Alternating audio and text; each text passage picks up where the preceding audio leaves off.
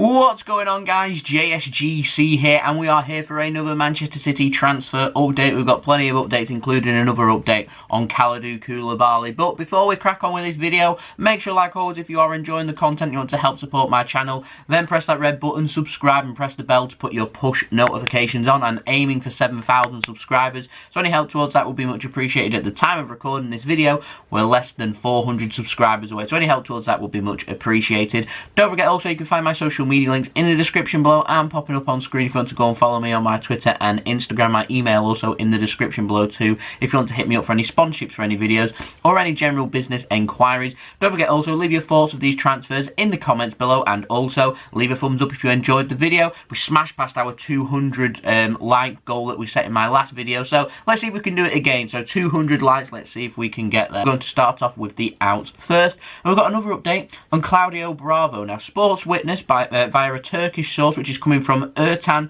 Suzgun, who's some source in Turkey. I'm not all familiar with sources in Turkey, if I'm completely honest, but they are reporting that Galatasaray are willing to offer Claudio Bravo a one-year deal for next season.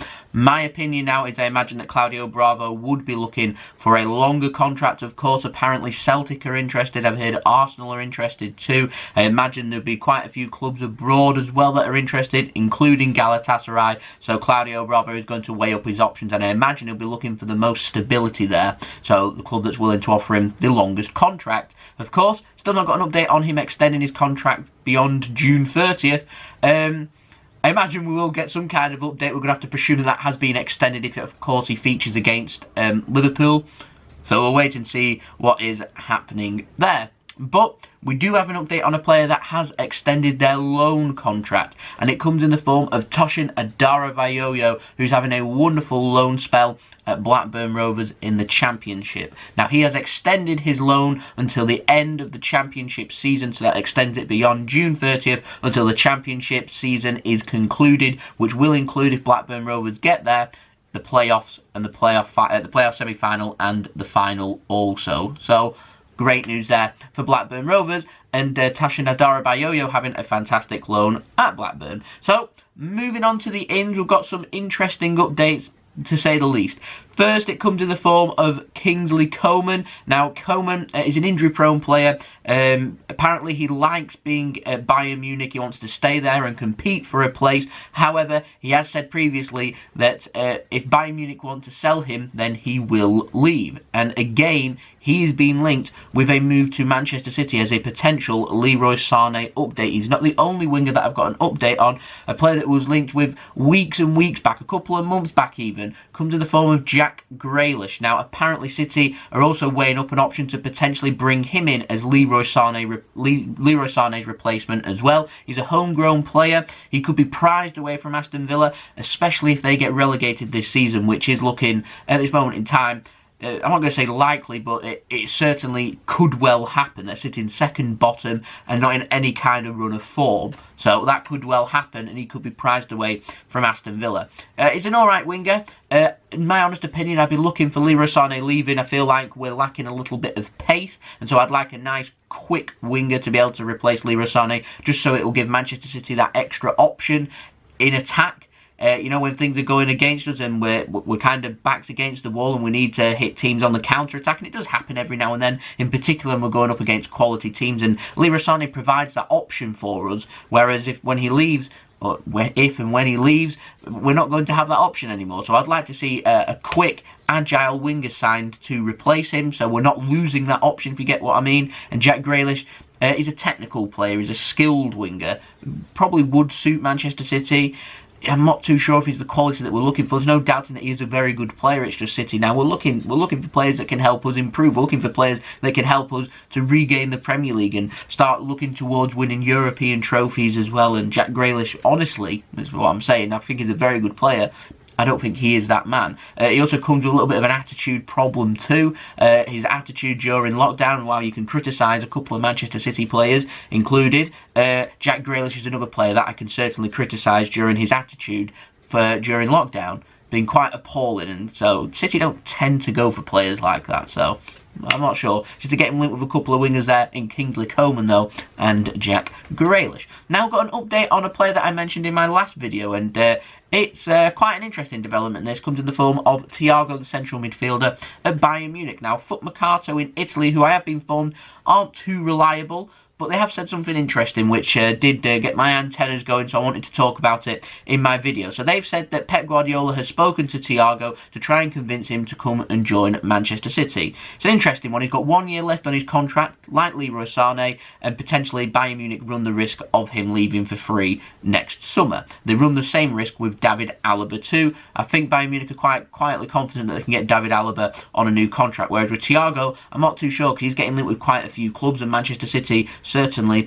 are one of them. Now, I find this interesting because I feel like if City are genuinely interested in bringing in a central midfielder this summer, and they are genuinely interested in bringing Thiago to Manchester City, then this could be crucial, in breaking them negotiations with Leroy Sane. We know Bayern Munich are willing to pay £36 million. Manchester City are looking for nearly double that, at roughly around £70 million. So they're quite a way off.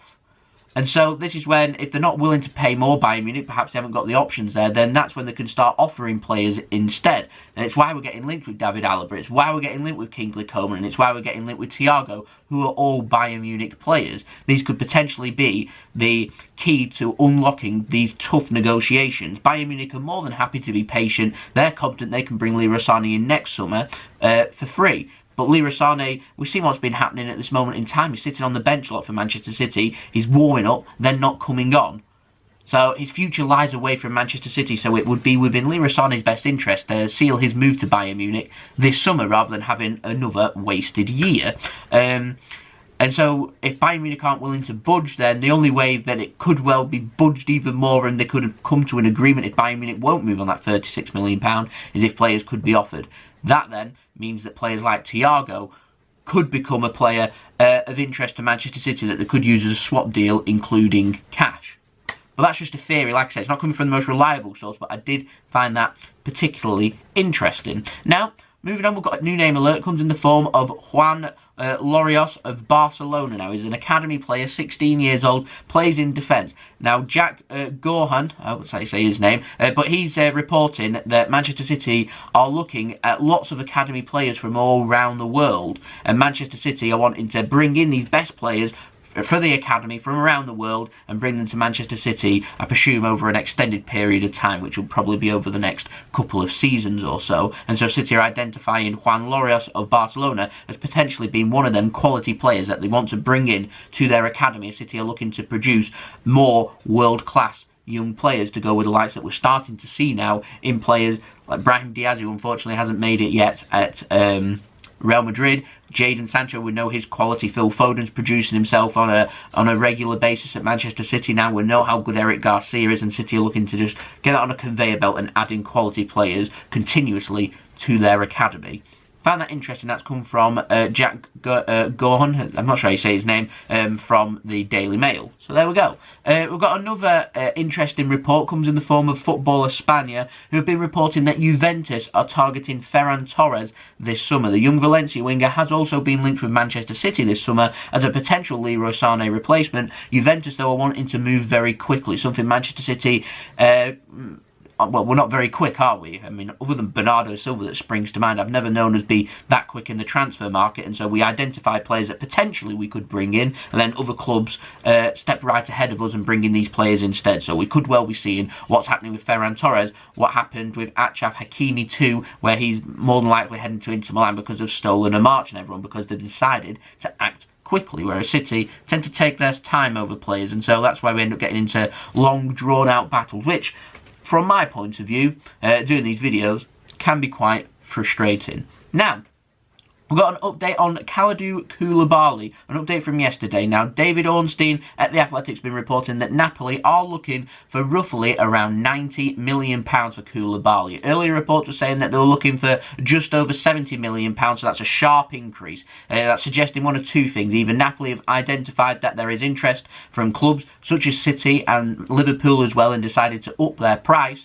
or they're just simply not happy with that price, and so they're wanting to up it, looking for negotiations. And obviously teams are going to come in low. Napoli have said that they're not going to be accepting or even contemplating bids of under £60 million, which means if a team comes in with a low offer of £50 million, they're just going to up that £90 million asking price, and then they'll look to be drawing that down. But Napoli, in my opinion, what they're looking for is a bidding war between Manchester City and Liverpool. Now, what I've got an update with Liverpool is that Liverpool apparently don't have the money to spend over £60 million on a central defender, which is why Dejan Lovren was being linked with a move to Napoli. Napoli, though, are looking for £90 million, and I don't think anyone in this world is going to value Dejan Lovren at £30 million to make back that money of £60 million in cash plus Dejan Lovren for Kalidou Koulibaly. The figures aren't quite adding up there, and so Napoli, they want the cash, they want £90 million.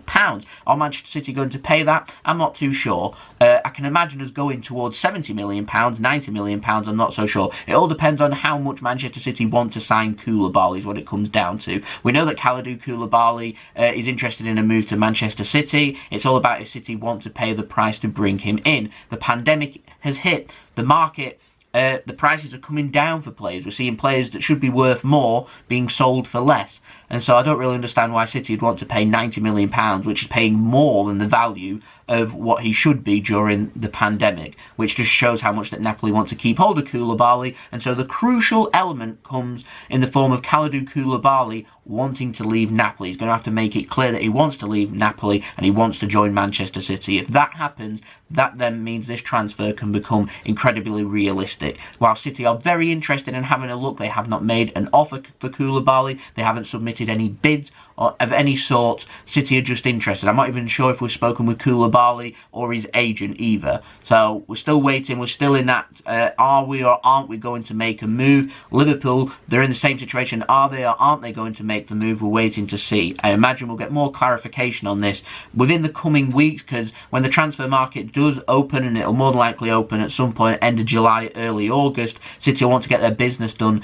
nice and quickly. And I say that because the window's not going to be open for too long before the new season then starts, which will be in September. So we're not going to have a lot of time. We're talking about 4 to 6 weeks. So teams are going to be working on their deals now, which is why we're seeing players like Arthur joining Juventus and Pjanic joining Barcelona. They're getting deals done now, and trust me, City will be working on trying to get their summer business done now.